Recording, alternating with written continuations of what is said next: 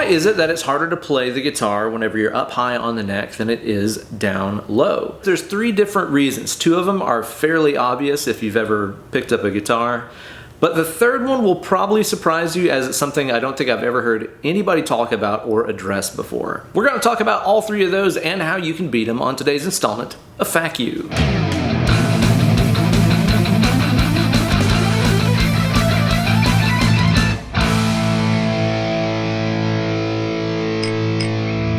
Hey there kids, it's your good buddy, Uncle Ben. The topic that we're covering on today's video is an extremely good and important one, and it was suggested by one of my lovely patrons over on my Patreon page at patreon.com/BenEllerGuitars. Sign up today, even for just $1 a month, you're gonna get access to all kinds of good stuff, like extra bonus videos, downloadable tabs, vlogs, and a community of awesome people like yourself. So as I said in the intro, there are 3 main reasons as for why it gets harder to play the guitar the higher up the neck that we get.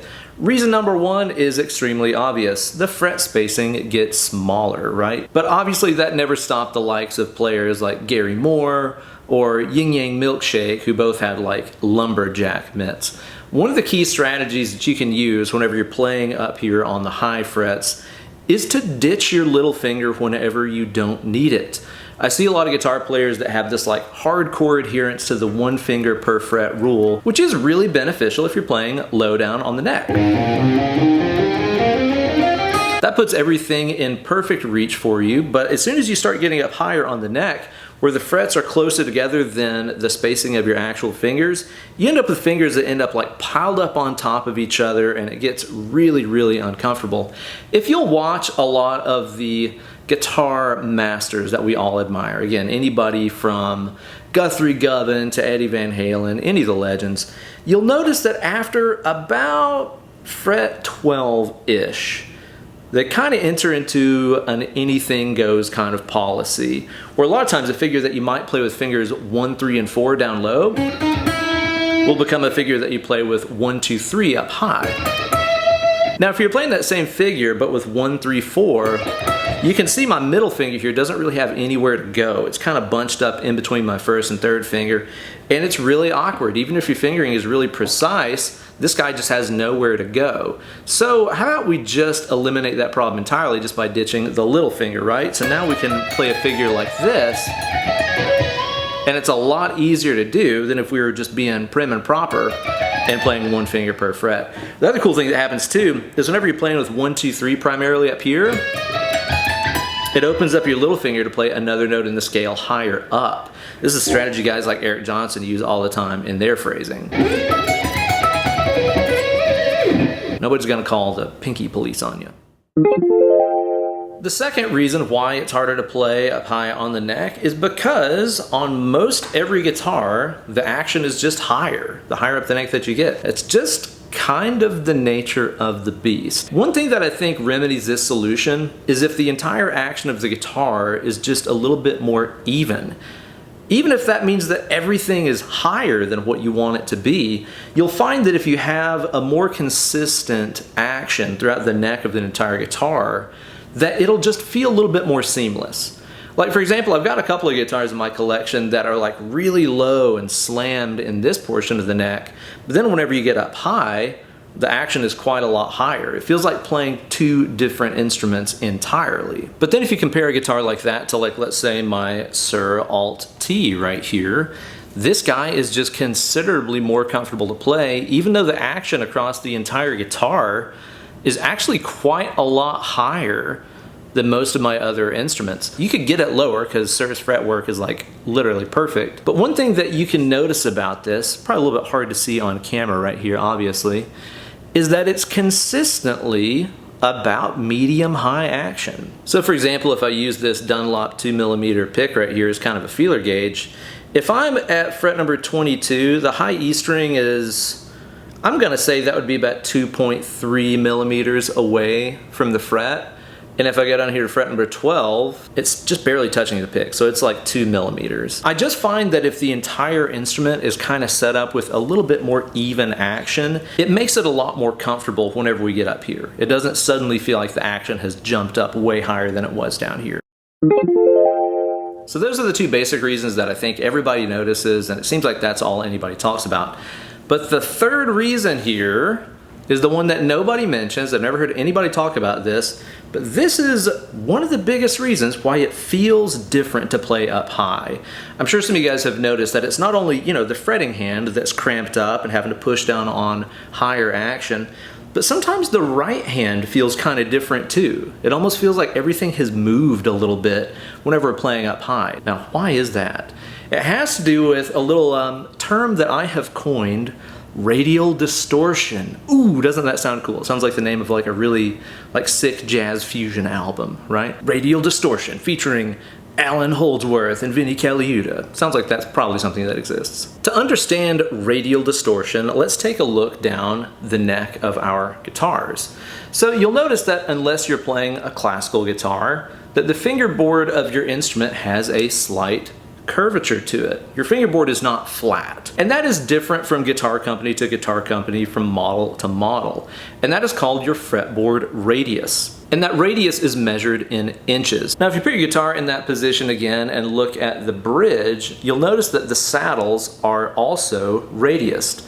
The E strings are going to be lower down, and as you get towards the middle, the D and G strings, it gets higher up. So basically your bridge should be matching the radius of the fingerboard. So if I was thinking about the way that those 6 strings of the guitar look like, following that radius of the neck, it would look something like this right here, where you'd have the low E, the A, and then the D and G get higher and then fall away for the B and high E strings. So they're roughly following the curvature of the fingerboard, like that. Now the string is held in place at 2 points, back here at the bridge and down here at the nut, right?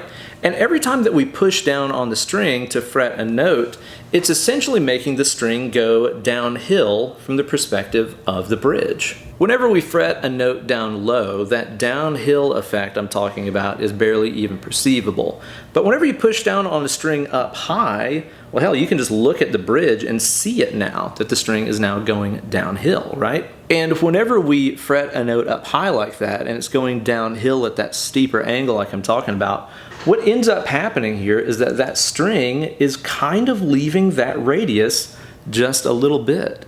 Hence the term radial distortion. The radius of the strings is being disrupted because that string is going downhill really steep. Here's how you can see this in action. Watch the G string, the 3rd string of the guitar right here. What I'm gonna do is I'm gonna fret the G string down at fret number 1. Watch it wiggle just a little bit. You can barely even see it, right?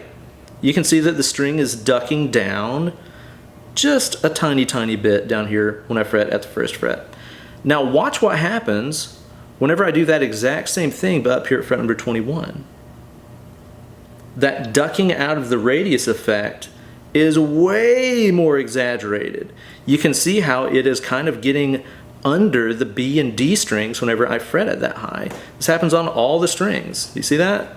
Here's the B string at fret number 22, really ducking out of the way. Here it is at fret number 2. Barely anything is happening. The further up the neck you get, the more you are distorting the natural radius of the strings. Now, of course, if you measured how much that string is ducking down out of the radius like that, it would be a really, really, really teeny tiny amount. But you gotta think, especially the faster you're playing, the more those little tiny increments add up very fast. If you're the kind of player whose pick really just kind of tickles the top of the string, like that right there, you're like a really light picker who doesn't pick very deep into the strings like that, if you're used to picking that string right here and tickling the top of it, well then whenever you fret that string up high, as you can see by my chart right here, the pick is no longer even touching the string anymore because it's dropping out of the radius like that. If you've ever been really bamboozled because you could play really great and your hands are super in sync down here, but whenever you get up here they just feel weird, like the timing of your hands is off, that is the reason why. It's because the tip of the pick is used to touching the top of the string and then suddenly the string isn't there anymore because you're fretting it. Now, as for the solution here, I mean, you're kind of fighting physics, right? There's not really a whole lot you can do other than the no-duh idea of, well, just practice up high like a lot and get used to it. That's kind of the nature of the beast, I guess. But one thing that you can do that will definitely help is making sure that your bridge is radius to match the fingerboard of the guitar. So in other words, if the fingerboard of the guitar is radius to be like 14 inches, then the bridge should also be radiused for 14 inches. There's some really great radius gauges you can get. It's essentially just like a piece of metal or plastic that kind of has a pre-cut radius for you to follow with the saddles of the guitar. You can get those from like Stu Mac. They have really good, solid, reliable ones that way you can make sure you're matching the radius of the bridge to the neck of the guitar. I know that for myself, back whenever I started trying to do my own setups on my guitars, like way back in the day, I was not very conscious about setting up the bridge radius to match the fingerboard radius. I was just going for low, period. And guess what? That makes for a really unpredictable, inconsistent playing experience, especially the higher up the neck that you get. Because then, instead of my strings following any kind of like normal radius like this, they were already up and down and left and right and sideways all over the place anyway, which only made this effect seem even worse. One more thing about that I want to mention too. A lot of guitars these days are coming with compound radiuses, where like it might start off as a 10-inch radius down here and then get up to like a 14 or 16-inch radius up here, like a little bit flatter, you know? In that case, if I'm not mistaken, somebody correct me in the comments, I believe that most manufacturers match the bridge to whatever the biggest fretboard radius is. So if your fretboard goes from 10 to 16, you're going to radius the bridge to 16 as well to get that to match. Again, I might be wrong about that, fact check me there. Fortunately, there's a few things you can do with your pick here to combat the fact that your strings are going to be ducking out of their expected radius whenever you're playing up high. Okay, so for one, obviously, as you're seeing here, if the string is ducking into the body more, you just need to pick deeper in order to hit it, right? This might be one of those things that you just accidentally develop completely by feel. Try to stay conscious of that fact and take a lick that goes between two strings, like a... and creep up the neck with that. And as you do that, maybe start thinking about making your pick go just a little deeper as you go higher and higher up the neck. Now, obviously, it's going to be really easy to overdo this and end up to where you're sticking like half of the pick into the string. You don't want to do that. You're always aiming to kind of tickle the top of the string. Try not to go in too much. It even helps just to look down here at your picking hand and really get a good look at how deep your pick is going on that string. And the other thing you might want to try doing here is experimenting with the fact that, you know, if I'm fretting a note up high like this right here, it's ducking out of the radius less and less the further back that I go. Okay, so again, you can just take a look at your string right there. Like, look over the neck pickup, you'll see that string ducking into the radius a lot. Now look over your bridge pickup, it's barely moving now.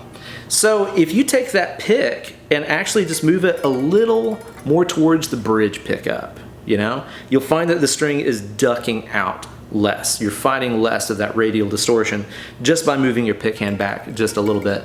Now, of course, this is where you run into the fact that that might not always be the tone you're going for, because obviously the further towards the bridge you play, the more kind of tinny and nasal those notes sound. So this might be one of those things that you can do if like your tone isn't a major concern, if you're just hauling ass and trying to play as many notes as you can and the notes are going by so fast that the tone is kind of irrelevant, you know? Maybe you can get away with it then, and you'll probably find that everything feels a little bit more predictable here for the picking hand. So yeah, really the answer there is buy stuff and practice. Sorry, but those are the two best answers I can give you for how to beat that one. And just be sure to practice the snot out of playing everything you play down here up here as well. I know that back in the day I was really guilty of practicing everything down low just because I liked a thicker, fuller sound, and then whether I realized it or not, I could play it better down here because of how messed up the radiuses were on my guitars back then and the whole radial distortion thing that I'm talking about. I didn't realize it, but that's exactly what was going on. I'd get frustrated practicing up here, so then I'd just go back down and playing stuff down here. And guess what? It never helped me get any better at playing up high. So, sorry, just bite the bullet and do it. Practicing your favorite licks and scales and everything up high too gives you an excuse to use some of those different fingering combinations we were talking about. For like 3-note per string scales and things like that, I'll use totally different fingerings down here than I will up here.